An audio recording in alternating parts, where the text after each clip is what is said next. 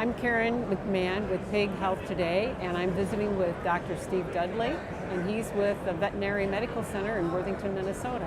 Steve, I'd like to visit with you today about some recent PED outbreaks that you've had in your area. PED, as the industry knows, has been devastating over the last 5 years, and with the initial outbreaks, many of our producers had problems in the sow herd, but it's been relatively quiet for our producers in southwest Minnesota and northwest of Iowa from a sow standpoint.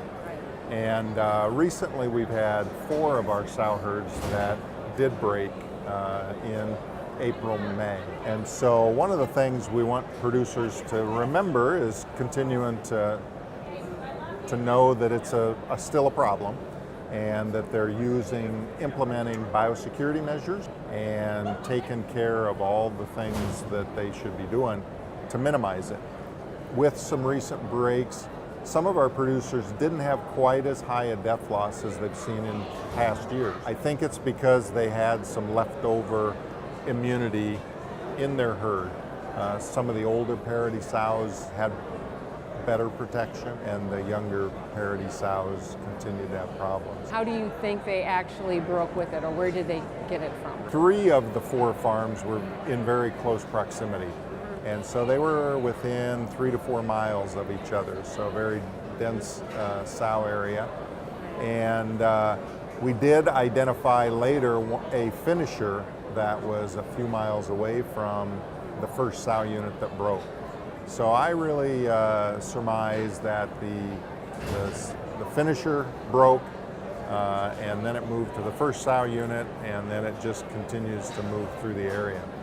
And that's one of the messages that we think is really important for wean to finish operations, to take PED serious and get it cleaned up, because it's kind of not a huge disease event for the finisher pigs. It's kind of a 5 to 7 day diarrhea, minimal death loss. A lot of them don't do testing anymore. A lot of them are not as concerned with control and elimination. And the concern is that then that spreads to area sow farms where it's a devastating economic disease. So be diligent. How do you get them to do that? Most of the industry understands we got to get things cleaned up because it is such an infectious virus. It's easily spread, and through the first outbreak, I think we, at the swine industry, gained an appreciation for the importance of cleaning, disinfecting, good biosecurity, good people control. So I think conversation, continuing to talk about it, and reminding people if they have it, diagnose it. What are you seeing out there as some of the other major problems with scouring? You know, piglet diarrhea is always a challenge to the industry, and different diseases at different times of the year come into play. One of the ongoing challenges we see is rotavirus. And in the swine industry, we talk about different strains of rotavirus. Rotavirus A is the traditional strain of rotavirus that's in all the vaccines. And it grows inside of a cell culture, so we can make a vaccine, kind of a traditional vaccine out of that. The other 2 strains is rotavirus type C and rotatype B. And those don't grow inside the laboratory. So historically, we've not been able to identify them. So recently, with improved diagnostic capabilities and PCR testing and some of the metagenomic sequencing, that has allowed us to identify these new strains of rotavirus. And there's a number of different vaccine options that people have of inserting the Rota-C into some sort of a platform virus. And we've been able to get good control with those rotavirus vaccines. So Rota has been a challenge. Clostridium perfringens type A continues to be a challenge. And that causes some characteristic type lesions that we see. So those kind of go together, and then the traditional bacteria that cause problems the E. coli, different strains of E. coli. Coccidiosis can also cause some problems in piglets. And so with all of these various diseases, it's important that people are doing diagnostics.